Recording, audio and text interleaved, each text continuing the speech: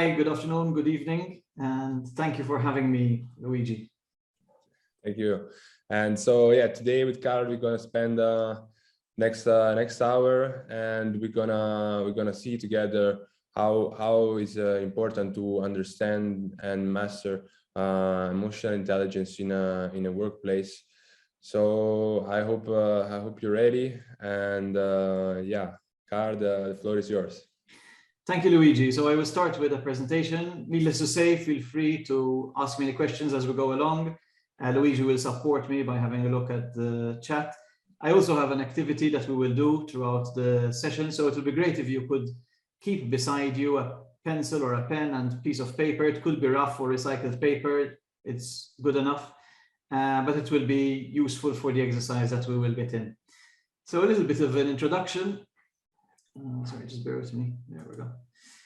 Who am I? So I'm a performance coach and leadership trainer. So I help mid to senior leaders inspire, motivate, and engage their team. I have over 12 years experience in coaching and training. I've coached over 125 people with a number of hours, and I've coached about over 24 nationalities. My mission in life, and this is why I do this, is to help others seek the best in themselves. So I believe that we have lots of potential, and sometimes we keep ourselves back. So I support people by helping them how they show up, which is emotional intelligence. So I will really try to remove as much as possible the extra theory and the clutter, and I'll make this session as practical as can be. I do one-to-one coaching and virtual in-person workshops. I am guilty of not always being focused when I am attending a webinar, so I highly encourage you for the next 60 seconds to remove any obstacles, any things that are going to be distracting you and take away from your attention, and try to focus on this session today. And whilst I understand that sometimes it's good to multitask, but it's not always the best thing. So what are we going to be focusing on in the session? So we're going to focus on what is emotional intelligence, the importance of emotional intelligence in today's world. I'm going to show you a little bit of the model I use in relation to emotional intelligence, and also ways how we could build more emotional intelligence in the workplace. But before we get into all this, what are the challenges that we are facing today?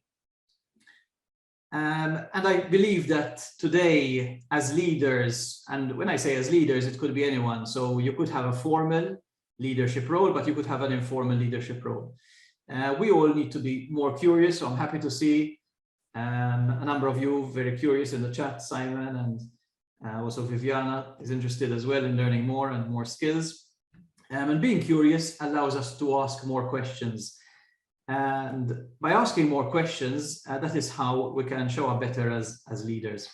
So today's business world is really fast moving. So constantly we hear of industries being disrupted by technology, by different ways of doing things.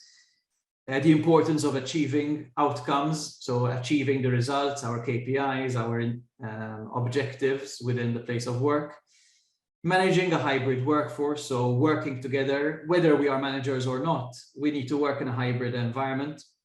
So it's important to constantly reach out to others, even if we are not in the physical same presence. Keeping up to date with developments and what's happening, and how are things changing around us. The aspect of the current retention war, so companies are struggling to retain their talent and constantly needing to change and train new talent as they go along. And of course, we hear probably a lot about the aspect of supporting team member with their well-being and resilience. So let's start off with this activity. So grab your pen and paper, and I'd like you to split the paper in two, draw a line in the middle of your paper, and we're going to start off with the left-hand side. So I'd like you to think of, if you've already worked and you have some work experience, of your best boss. But if you don't have any work experience, that's okay, that's fine. You can think of a mentor, a teacher, a coach you might have had through your experience. Anyone who you have dealt with, even if it is in the voluntary sector, of course, this is just as well. But think of the best person, the best friend, the best mentor, trainer, teacher you have had. And you could write their initials on the paper or write their name. This is just for you and not to be shared out of here, just in case it's misinterpreted.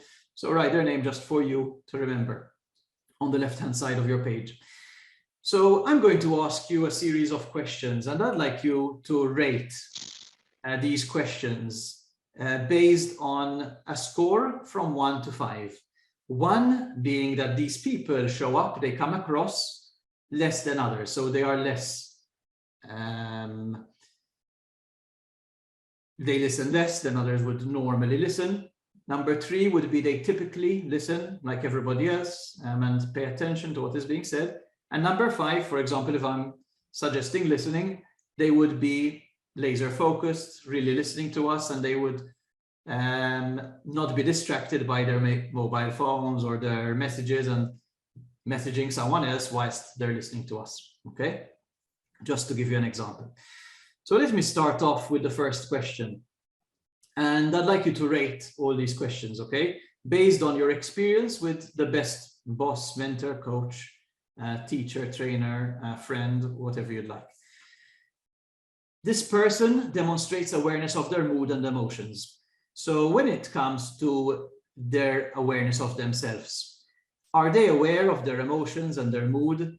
And how do they show this? So do they show it in a positive way more than others? So they are constantly aware of their mood.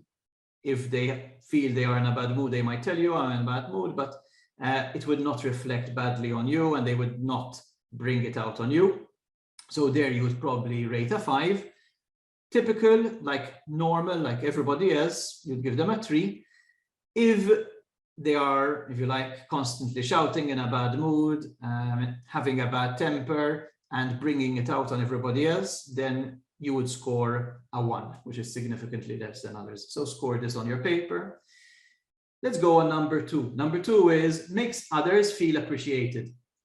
So do you feel appreciated by this person? If you feel more than normal appreciated and this person is constantly, if you like, praising you, thanking you, they're appreciative of the time you spend with them, etc., then you would score a 5. If it's just like anybody else, you feel appreciated, but nothing out of the normal, but it's good, it's still positive, you would score a 3.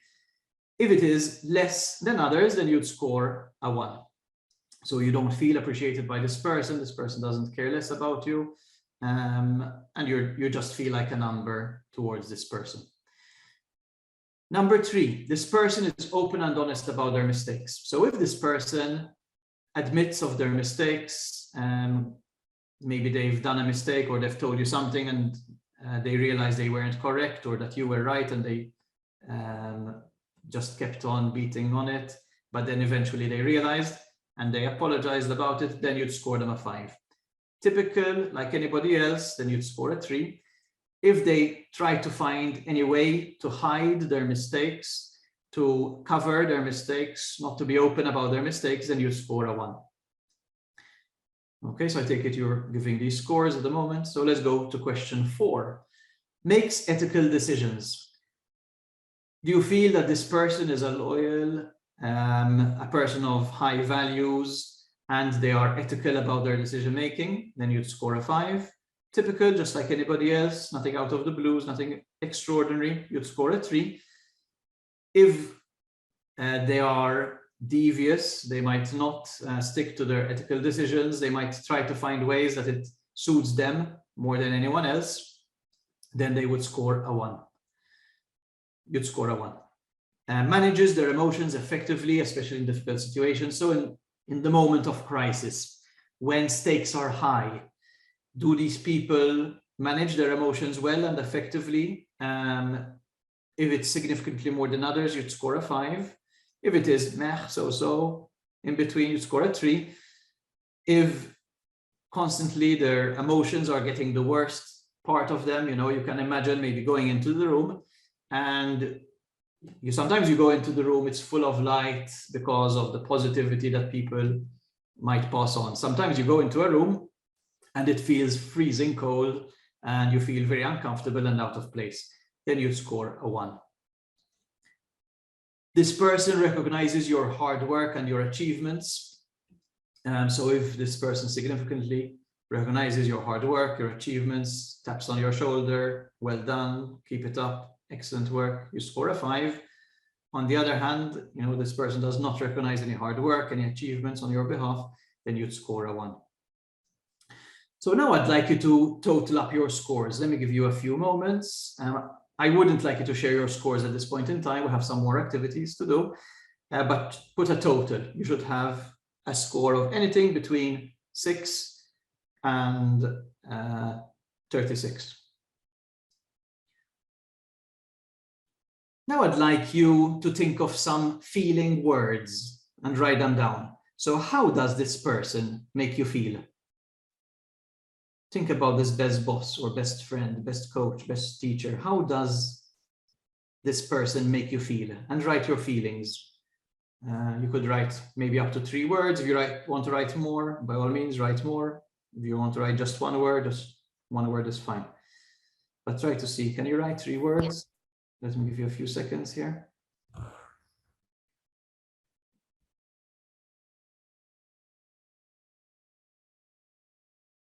Next question. How well did your best boss engage you? So if you felt you had to do some work for this person, on a score from 1 to 10, 1 being you were disengaged and you tried to give the least possible you could do,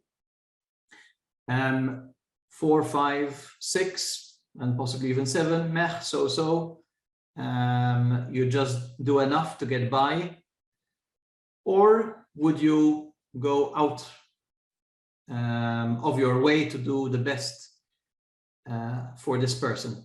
So you're highly engaged and you'll go, if you need to, walk through a wall, you'll walk through a wall for this person. You do anything you need to do to help this person out. There you'd score 8, 9, or 10. Okay. Let's move to your right-hand side of the paper now and think of your worst boss, the person that you worked for and he was not a nice person to be working for. It could be a co-worker, you were working with someone else maybe and you weren't comfortable with this person. It could be a teacher, your worst teacher ever, your worst coach, your worst mentor ever. Think of these people and write their name or initials on the top right-hand side of the page. Okay, so let's do the same activity now, this time for the worst boss ever. And I'll ask you the same question. So number 1, demonstrates awareness of their mood and emotion. So how was this person? Did he show his awareness of his mood in a bad way and brought the worst out of people and out of you? In that case, you're going to score a 1. If this person was typical, more than just like anybody else, you'd score a 3. If this person was significantly more than others, so he was patient, he was aware of his or her mood and cautious that it could affect others, then you'd score a 5. Makes people feel appreciated. So how did this person make you feel? Did you feel a number, just nothing special? You'd score a 1. If you felt very special, then you'd score a 5. Anything in between, you'd score, if it was typical, you'd score a 3 or anything else. This person was open and honest about their mistakes. Did this person try to hide mistakes and try to cover or blame someone else, even worse? Then you'd score a 1. This person was typical, just like anybody else, you'd score a 3. This person was open, honest, would apologize, would make things right, and let you know that he's made or she's made a mistake, and that would be scoring a 5. Makes ethical decisions. Did this person have strong values? So they abided by their values and they took their decision based on what is best for everybody else or for the organization. In that case, you'd score a 5. Or did they go to make decisions based on their own needs and no one else, and their needs come first before anybody and anything else? Then you score a 1. manages their emotions effectively in these difficult situations. How did these people manage their emotions? So you know the scoring now. So anything between 1 and a 5. And finally, number 6 recognizes others' hard work and achievements. So your score again here between 1 and 5. And I'd like you to put a total score. So total this up. It could be anything between 1 and 36. And put a score here. Let's think of, so let me give you some time actually before we go to this. So put a score for your ratings. I'll give you a few more seconds because you might be using your calculator. Okay. Let's go on some feeling words. So how did this person make you feel? Write down 3 words of how you felt with this person or how this person made you feel. Anything between 1, 2, 3. If you want to write more, of course, you're welcome to write more scores.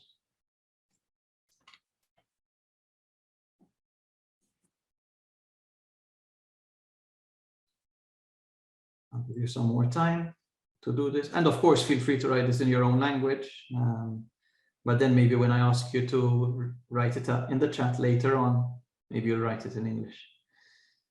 So how well did your worst boss engage you? So did you feel you can go above and beyond with your worst boss? So you were highly engaged, you'd score anything 8, 9, or 10.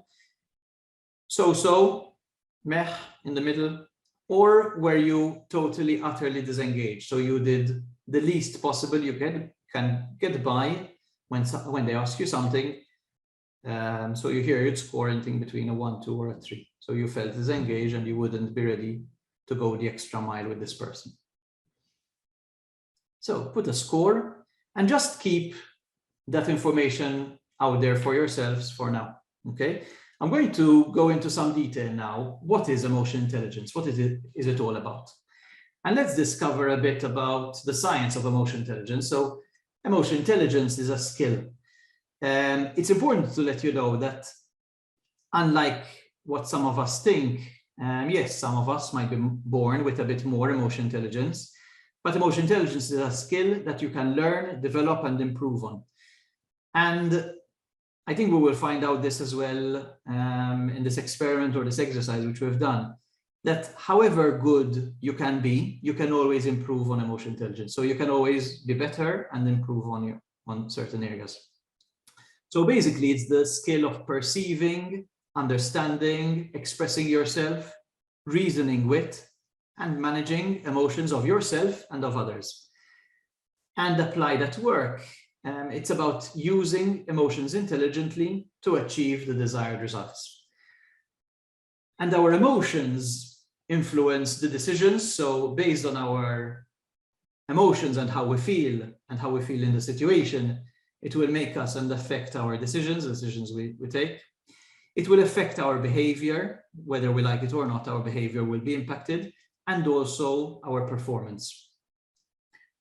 So the way people feel determines how well they engage.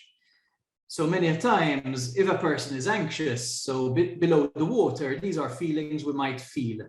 But above the water is what we show. So we might show that we are anxious, or we might feel anxious, but we might be reactive. We might feel stressed, and that will come out as being aggressive. So people don't realize that we're stressed. It might not show right away, perhaps, but sometimes our aggression would come up. We might be worried, and this would be problem focused. We might be fearful and be afraid, and this would be coming out in blame and blaming others. We might feel disempowered and not able to take decisions, and this would come out in lack of responsibility. We might be uncertain and have absence of trust. That's how it would show up. Or we might feel a victim, and that would show up as being defensive, not being able to trust, and not sharing with others.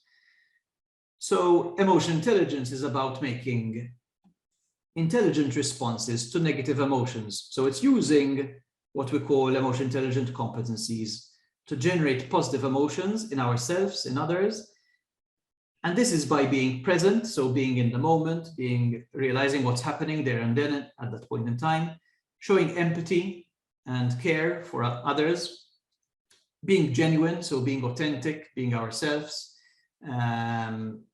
resilient, so being able to show that we are strong and we might come across some diversity, some issues, some difficulties, but we get up and move on.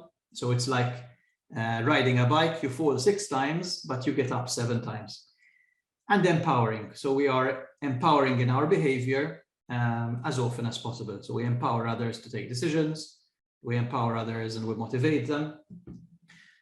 So how does this show up in the real world? So as you can see with AI increasing and improving, emotional intelligence becomes more important. So a lot of work can be replicated and improved by AI and technology and the improvement of this, but the feelings aspect cannot really be replicated 100%, and it's still a work in progress, so to say. So emotional intelligence makes us unique and makes everything more important.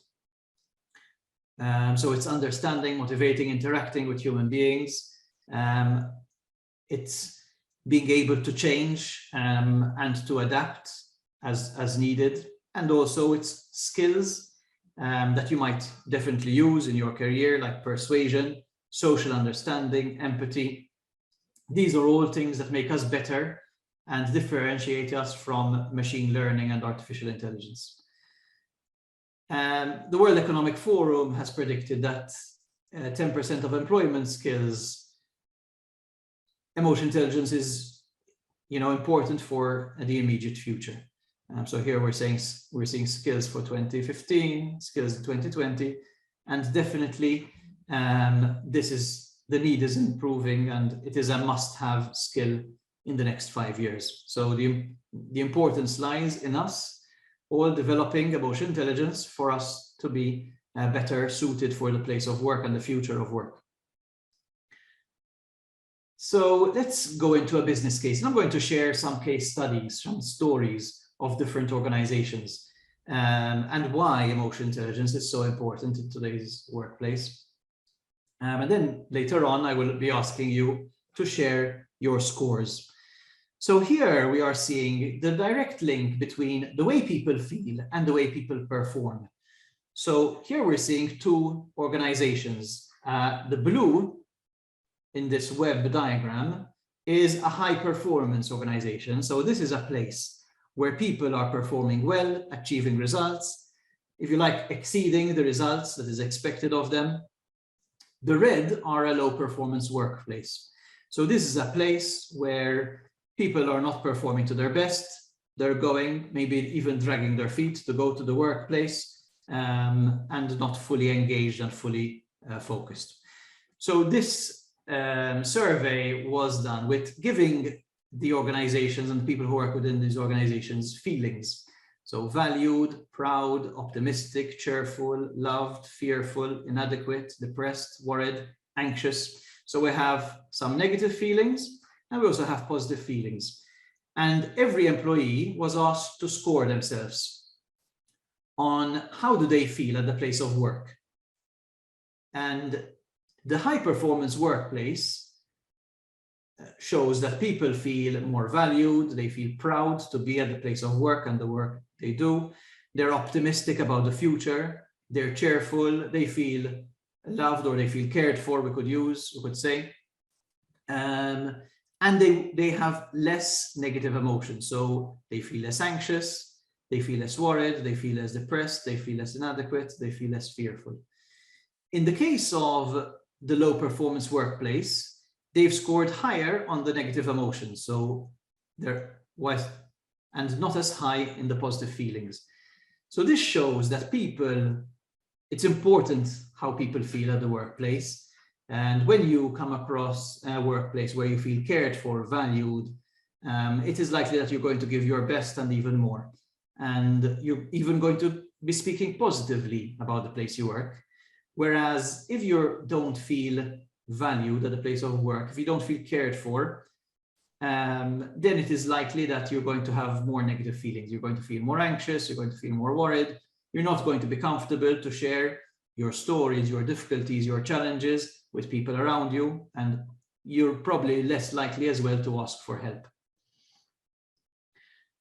This is another case study. Here we're seeing the aspect of engaged employees and rated based on how highly emotion intelligent were their managers, were their leaders. So on this axis here, from 0 to 100, we have a score of a percentage on emotional intelligence of the leader. And so the higher emotionally intelligent the leader was, and this rating is 75, for example, the more engaged the employees were. So let me just explain what this engagement is. Actively disengaged are people who go to the workplace and they're trying to do their best to break anything that is working, okay? So they're dragging their feet, they're maybe even calling in sick very often, they're not enjoying their work, they're totally disengaged. Not engaged employees would be people who are doing the bare minimum, showing up for work, but not doing or going the extra mile, just doing just enough to get by.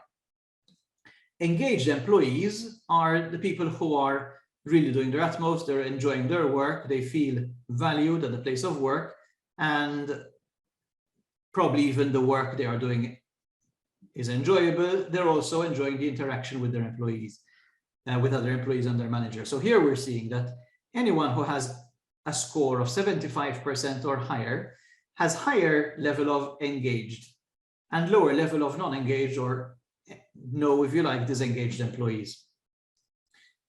So that is why it's important, of course, not only for leaders, but I'm showing you the example in the leadership aspect as well. So the way the leader shows up has an impact on the results of the organization or of their department or of their activity. So as we continue to adapt in the remote workplace, it shows that EI is very important and will be difficult to cultivate, but it is more important than ever. So it's really important that we constantly cultivate and we enhance the emotional intelligence aspect, especially in the case of remote work. And research also shows us that high levels of emotional intelligence are associated with better physical and mental health of the individual and the people around him and her. The development of the workplace relationships, so there are better and improved relationships at the place of work, so people feel comfortable sharing, asking for help, working together. Helping people cope with the high demands and stress, so it helps people to better cope and be more resilient with work. There's an increased level of engagement and what we call discretionary effort. Discretionary effort is going the extra mile, doing your best, no matter what the situation. And reductions of employee turnover and absenteeism. So less people would leave the organization to go and work somewhere else. Less employees call sick and do not show up for work. It also improves the creativity and innovation at the place of work. So the less stressed we are, the more comfortable we are at the place of work, the more likely that we are going to be creative, we're going to be innovative, and we're also ready to share our ideas. Okay, so I've said a lot, and now I'm going to ask you to share your scores. So I'd like you to share your scores in the chat. So let's start off with your score for your best boss. So share with me, write best boss or best, and write the score, the total score you gave to the best boss, colleague, friend that you had. And let me see if we can see some scores popping up. 29, that's a really high score. Thank you, Viviana. So it must have been a great relationship here, a great experience. Simon, 24. Generally, I expect results of anything between, usually in the 20s, I would say. So 18 upwards. And usually scores are quite high here. Okay. Let me ask you your scores for your worst boss. What are your scores for your worst boss? Okay, best. Vanessa, we have 26, and I'm sorry if I pronounce your name incorrectly. So what is the score now for your worst boss? You can write worst and you can write the number. Let me give you some time to write it down. Type it in the chat. Worst, we have 14, 9. Okay. Feel free to share. 8, worst boss. And that's quite it. Usually I get any scores from 13, 14 downwards. Sometimes I have also got some negative scores as well. So people have scored negatively and given a 0 or a minus score. Okay, thank you for sharing. Now share some words. How did your best boss make you feel? So share your feelings of what are the words, what are the feelings that your best boss, your best coach, your best trainer, your best mentor, your best friend, what have they left you?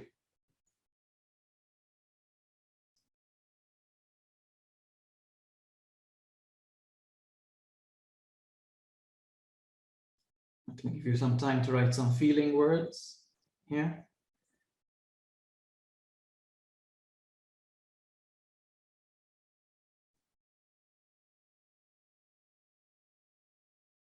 Generally, feelings here are more positive, more caring, related. So happy, acknowledged, and listened to. Thank you, Viviana. Excellent. Anyone else? Feel free to add. Proud of the work done, ready for the future. It was a teacher. Okay, excellent. So this is really motivational. It's really powerful to hear and see that you're writing these. The best, valued, productive, happy, stress-free. Wow, excellent. So these are great feelings. And now how about your worst boss? How did your worst boss make you feel? Give us the feelings here of the worst boss, teacher, trainer, mentor, colleague. I wouldn't really say friend actually here. Unless it was someone who let you down, perhaps. So it could have been a friend who let you down. What are the words here? Usually it's negative feelings that I receive here. Judged, belittled, ignored. Wow, these are really strong negative feelings. Thank you for sharing, Viviana.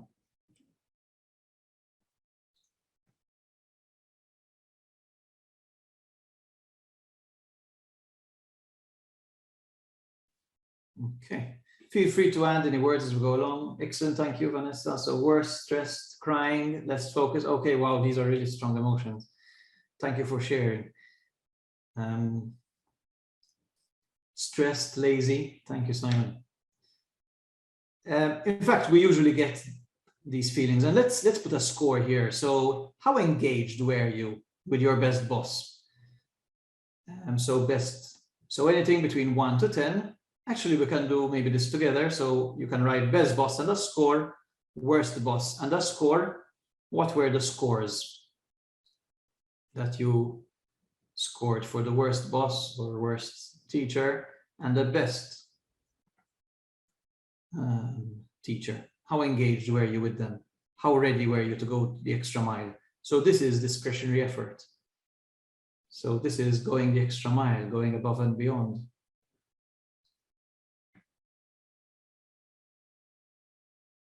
Okay, worst 6 and best 9. Thank you, Simon or Simone.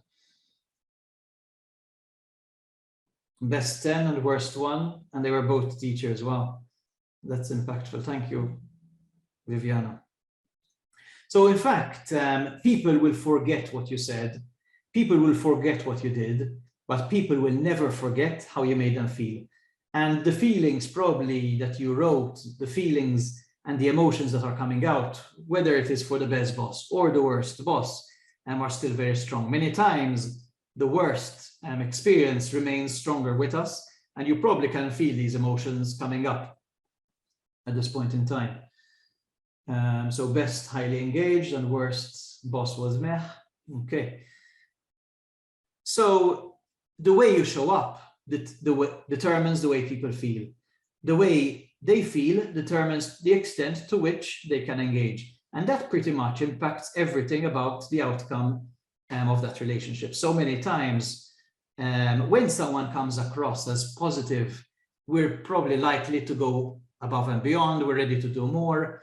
Maybe putting it in the teacher context, if we had a great teacher, we'll probably do our best to get the best results, to study. We probably enjoy the subject very much, and we study even more, and we try harder to get the best result possible. In the case we had a worse teacher, it's likely that we'd probably just do the minimal part of the homework and the assignments that are given to us, just in order to get by, to get the box ticked off, and not to have that person on our back, and try to least as much as possible have interactions with that person. So this is all about emotional intelligence. So in the inner part of the circle, we're seeing the negative side, if you like, the negative behaviors of emotional intelligence. On the outer circle, we're seeing the positive behaviors, the positive aspects of emotional intelligence. So let's start off with self-awareness. So self-awareness is being present, being in the moment, knowing what you're feeling, being there. So let me give an example. If I'm having dinner or lunch with my family, or a friend or a colleague, I would not be messaging and doing something else, but I would put my phone aside and be present, be aware, be focused with that person, rather than disconnected. In the case of awareness of others, it's being empathetic, listening, showing and understanding the feelings of that person and what they're going through, rather than the opposite with being insensitive and not caring or not understanding that person's feeling. Authenticity, being genuine, being yourself, being vulnerable. On the other aspect would be untrustworthy, not being able to be trusted. This would be the other side of it. Emotional reasoning would be being expansive, listening to other people, trying to allow other people to share their ideas and their stories, and us listening to their stories and ideas and trying to see their point of view. The opposite of that would be limited, just closing off and focusing on what we think is the answer, is the result, and going ahead with that. Self-management, so being resilient, getting up based on any experience that we might have had and moving on. The opposite of that would be temperamental. And then inspiring performance, especially in the leadership aspect, would be empowering others, showing others that they can, tapping them on the back, well done, and encouraging them to achieve more. The opposite of that would be being indifferent and not caring. So what we've just done in the experience that we've had, the emotional intelligence experience, and the scoring and the rating that we've given, is we've answered the question. So demonstrates awareness of their mood, that shows self-awareness. Makes others feel appreciated, that shows awareness of others. Is open and honest about mistakes, that focuses on authenticity and being genuine. Making ethical decisions, that focuses on being expansive and emotional reasoning. Manages their emotions effectively in difficult situations, that's resilience and self-management. Recognizes others' hard work and achievement, that is inspiring performance. So we've answered all these questions, both for the good boss and the bad boss, or the good teacher and the bad teacher, as the examples gave us. But there is so much to learn and so much to know here. From where do I start? And it feels like a mosquito in a nudist colony. You don't even know where to start. So some of the work I do focuses on emotional intelligence, as I mentioned, and I do a number of assessments. So I find assessments very useful, especially if you get other people's feedback. Because getting other people's feedback, you're seeing their point of view. So how do assessments help us? So assessments help us by seeing other people's point of view and learning more about ourselves. So emotional intelligence is simply practicing self-awareness and choosing how you show up. So in every situation, it's aimed to get the best possible result from your interactions with people. So being friendly, being open, listening, being empathetic. So emotional intelligence is a new way of being, not of doing, of being, of how we are, okay? So emotional intelligence is managing how people feel. So focusing on observation, observing how other people are coming across, whether it's our manager, our clients, our colleagues, our peers in our studies, for example. So it's constantly observing and trying to see how are they feeling, maybe even asking them directly, perhaps. Giving feedback, so giving feedback to each other and also being open to feedback. So here is what you're doing well, keep it up, encouraging people, giving them, some feedback on how they can improve and what they can do differently. And here is what's not working for you. And let's look at how we can make this work. So helping people identify what is a better way of doing this. What you're doing doesn't seem to be working with others, doesn't seem to be working with your manager, with your colleagues, with your clients. What could you consider doing in order to improve? And then it's like you would find on a shampoo bottle, it's practice, rinse and repeat. So a shampoo bottle, in order for them, so probably some clever marketing guy wrote on a bottle, rinse and repeat. So it's a constant loop. Who knows, possibly one day we'll find someone constantly washing their hair repetitively, rinse and repeat, rinse and repeat. So no matter what our calling in life, no matter what we are doing, whether we are students, whether we are working, whether we are partners, husbands, wives, mothers, whatever we are doing, a large part of our success is about engaging with others and how we engage, how we constantly work with others. And definitely there's no magic wand here. There's no abracadabra or anything that we could do to make things different. It requires an element of effort. What I would suggest is not focusing on too much, but saying, what is that one or two things that I can do differently or better in order to improve? Maybe from feedback I have received. This is the feedback I'm constantly receiving. I need to do something about it. Or you feel something particular that you feel you need to improve, and focus on that. So it begins here and now. So if you're serious about improving, if you're serious about doing something better, it's important that you set an intention, you set a focus, and you start now. So there's no tomorrow. Why not start now? And Viviana liked the example or the metaphor of a mosquito in a nudist colony. So that's it from me. This brings me to the end of my presentation. And of course, we still have another 10 minutes or so, as much as you need, for me to answer any questions. So feel free to either type any questions in the chat or else put on your microphone. If you like as well your camera, I like to see people's faces. That's how we interact. And I'm happy to answer any questions you may have.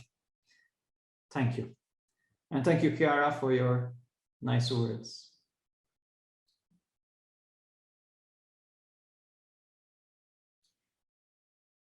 If there aren't any questions, perhaps I could pose a question. Okay, Viviana, go for it. You have a question. Either switch on your microphone and ask the question. Yes, I can turn my camera on, I guess. Hi. Hi, Viviana. I'm looking at another screen and I guess I can see you. Okay. Thank you for the opportunity, and it was a great presentation. I really liked that because it was really effective, and it really, when you have people reflect on their experience, I think it's very powerful. So thank you for that. My question was more than understanding better, was like on tips that you may have, because obviously you're very well experienced and you explain things very well, so the message was delivered. I would like to ask, out of your experience, what would you say would be like best ways to reflect on yourself and how you appear to others? Because yes, it's important to see how others are like good leaders, bad leaders, but sometimes you then say, okay, what about myself? Then I'm always like judging whether positively or negatively others, but then how can I deal better with my emotions? How can I come across as a more empowering person and as a better colleague?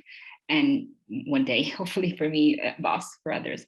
So thanks again for the great presentation, and any suggestion you may have, it's very appreciated. Thank you. Sure. And thanks for your question. Let me just stop sharing, and I guess I can move the things around and I can see you and face the camera.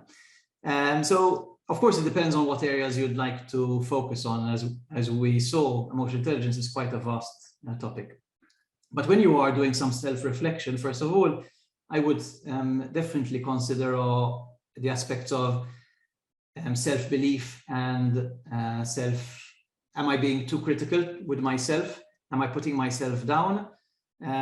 So what is the tune you're singing in your head? Is it a positive tune or is it a negative tune? If you're constantly bringing yourself down, this is not going to help you. So you need to treat yourself as a friend.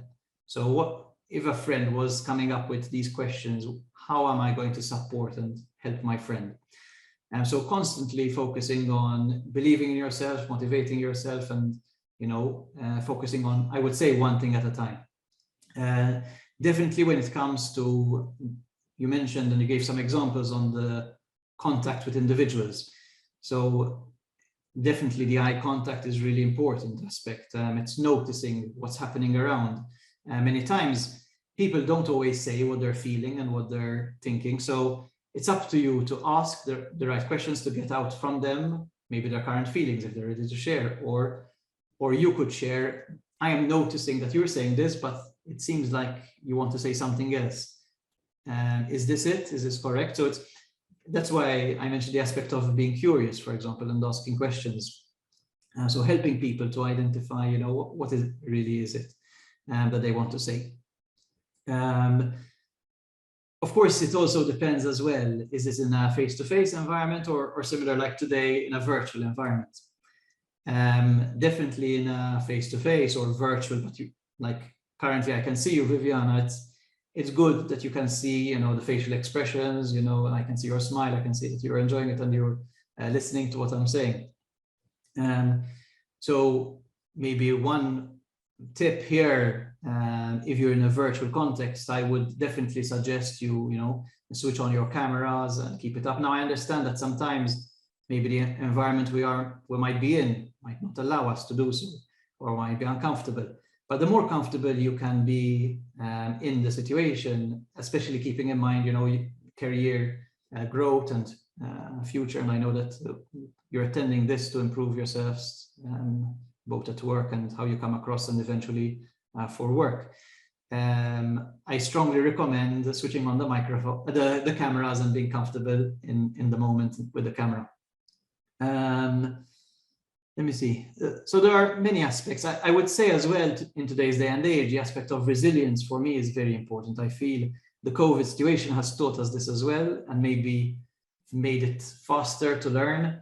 So being more resilient, and if we trip in our feet, we get up and get going as quickly as we can, and not we fall down and we stay there and we cry about it and we moan about it. Now, I'm not saying that crying is not good. Of course, if we need to cry and we need to be sorry for ourselves for a moment, it's okay, and we need to do it. But then it's finding the time to pick yourself up and say, now I need to move on. There's actually a good video on I don't know, my mind went astray, but the video focuses on rejection. And there is this person who did a 100-day challenge of rejection. So he found any free opportunity and was very creative on getting rejected. And what he learned about himself and how he deals with rejection is a great learning.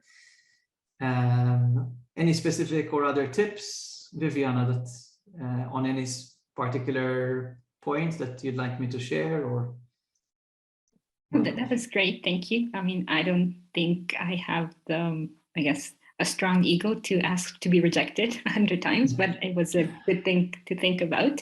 Thank you. I don't want to take away from other people, so it was very I thank you for the suggestions you gave. They were very practical, and I'll try to use these in my daily life as I'm progressing in my school life, and then hopefully one day in the work field. So thank you very much. Welcome. Really And I'll appreciate see it. if I have maybe any articles that I can share, and perhaps I'll pass them on through Luigi, and I'll be very appreciated. Thank you.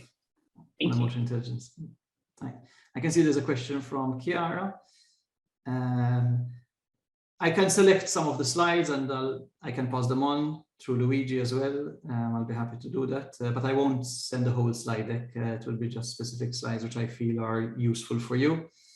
How can employees show their bosses that he or she has to exercise his emotional intelligence skills? Ooh, that's a great question, Chiara. Thank you for asking. It's not an easy question to answer. So when it comes to emotional intelligence, the way I see it, first of all, it's saying, is this manager, he or she, whoever he is, this boss, open to feedback, yes or no? So that's important to note. Keep in mind as well the culture of the workplace that you work with, the culture of the place you work as well, so the country as well, and also the person's culture as well. I think these are all important aspects to consider. The way I see emotional intelligence is, yes, it's great if you could pass on some tips and give feedback and this person is ready to listen. But I believe it's all about pointing the fingers at ourselves and how could I deal with it? So one of the aspects would be not allowing, that person to affect you and your morale and your performance, for example. Definitely it's easier said than done. But being able to find ways of showing this person that, okay, thank you for your feedback, but there's this or that or the other that you can share. If you find the opportune time, and probably it might take more than one try to share feedback, do so. But of course, what I think it's also being and using an element of assertiveness. Now, when I say assertiveness, it's important that I make a distinction that assertive is not being aggressive. So it's not shouting, it's not letting go of your emotions, and being aggressive. So that's aggressive. Assertive is knowing your values, knowing yourself, knowing what you really need, and thinking of yourself as well as other people's needs. Okay, so the needs of your needs and needs of others. So at times, being assertive, being emotionally intelligent could also be, yes, saying no to certain requests, or it could also be saying yes, but based on your own terms, on your own needs. So I'm happy to consider doing this part of, or this work. However, let's keep in mind that I have other work that I'm doing. So which one is most priority, this or this, and it could be a conversation that you could have. I don't know, Chiara, if this is answering your question, but feel free to either switch on your mic and ask further if you like.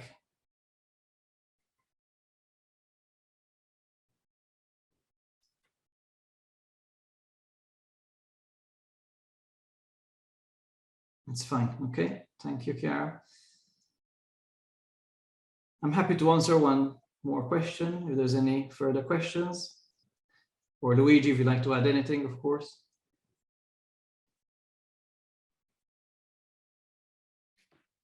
Let's see if we have one more question.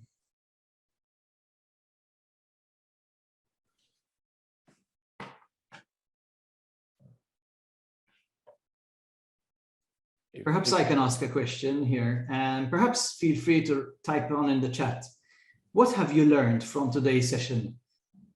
It could be one word, it could be a phrase, or you could even switch on your microphones as you wish.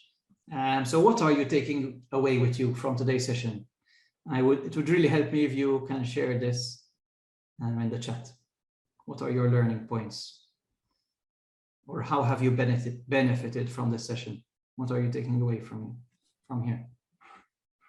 Or what was useful to you that you have heard today?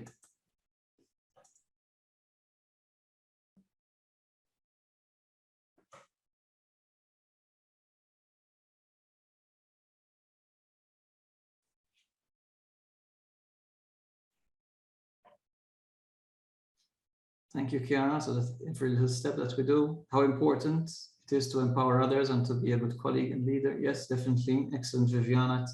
How we come across has an impact on everyone around us. Okay. Emotional intelligence is a skill not to forget. Yes, and Simon, maybe I could add, emotional intelligence is a skill we can constantly develop and improve. So you've given me the scores of your best manager, for example, your best boss, your best teacher, and the scores, I didn't see a full score, your scores were 26, 24, 29.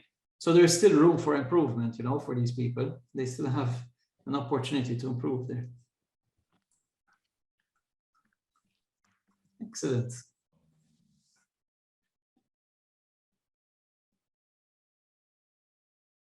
Yes, Vanessa, thank you for that. And might I say, we might not always have an official leader title, but we can always be a leader in what we do. Anyone can be a leader. It's the way we show up, the way we come across. Being a leader sometimes could be having that smile on your face and creating a positive atmosphere at the place of work. That's being exemplary and leaving an impact on others. There's what we call social contagion, that when we smile, a smile brings another smile. So keep that in mind. And of course, definitely if someone is angry, it's likely that they're going to affect other people's mood. And you probably are not going to ask for a pay rise or for a day off if you have an angry manager around you.